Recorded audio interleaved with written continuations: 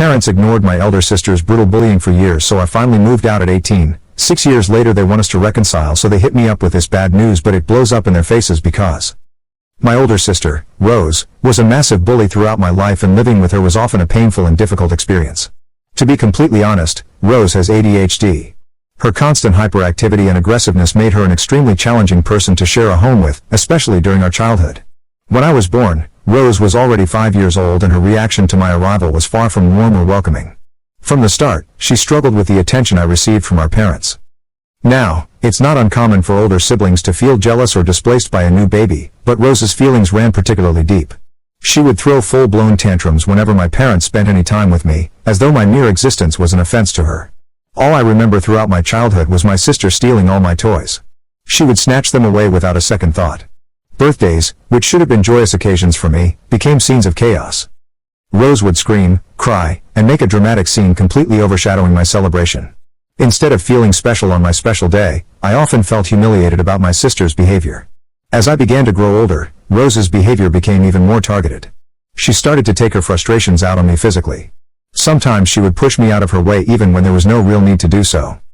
Other times, she would bite me, an action that felt deliberately hurtful and mean for no reason. It was clear that her disdain for me wasn't just a passing phase. It felt like she resented me deeply for taking the spotlight and disrupting the dynamic she had with our parents before I came along. Rose never had any friends. My parents, in their efforts to make her feel around. Playdates that should have been fun turned into tense, unpleasant encounters where I constantly had to mediate or apologize for her behavior. Over the years, I couldn't help but feel a deep sense of resentment towards my sister. I couldn't understand why she wasn't like other people or why she couldn't control her emotions. Also, she didn't seem to like me very much and would often pick fights with me. Living with her was confusing and hurtful. I longed for a sister who would protect me, not one who constantly tormented me or made me feel unwanted. What made everything worse was my parents' lack of compassion towards me. They absolutely adored Rose, and it felt like they were completely blind to how her bullying was affecting me.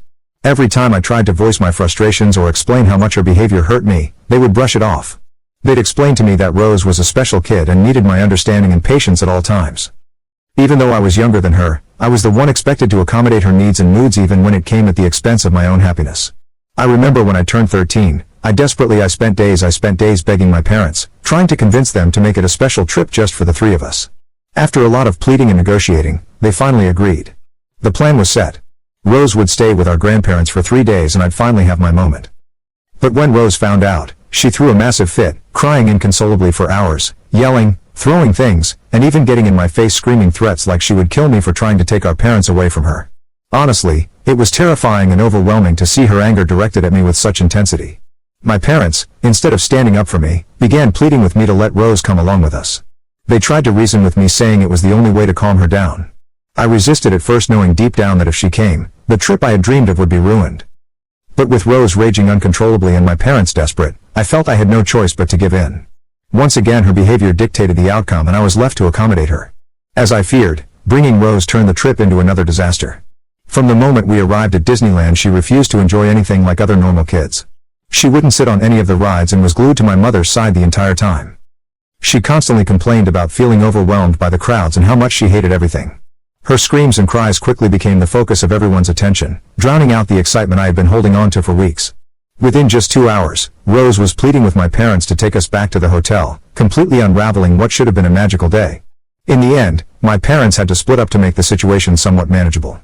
My mother drove Rose back to the hotel while my father stayed with me so I could at least try to salvage what was left of the day. While I appreciated my dad's effort, the entire experience felt ruined. Instead of the joyful and carefree celebration I had imagined, my birthday was once again marked by Rose's needs and tantrums taking precedence.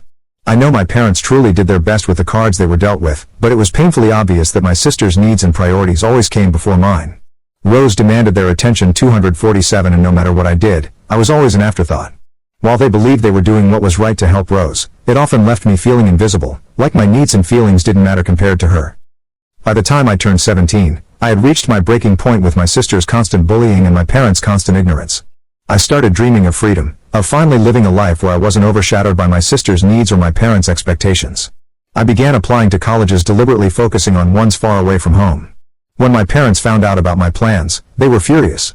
They didn't understand, or perhaps refused to see, why I felt the need to leave. They urged and practically begged me to stay in our hometown.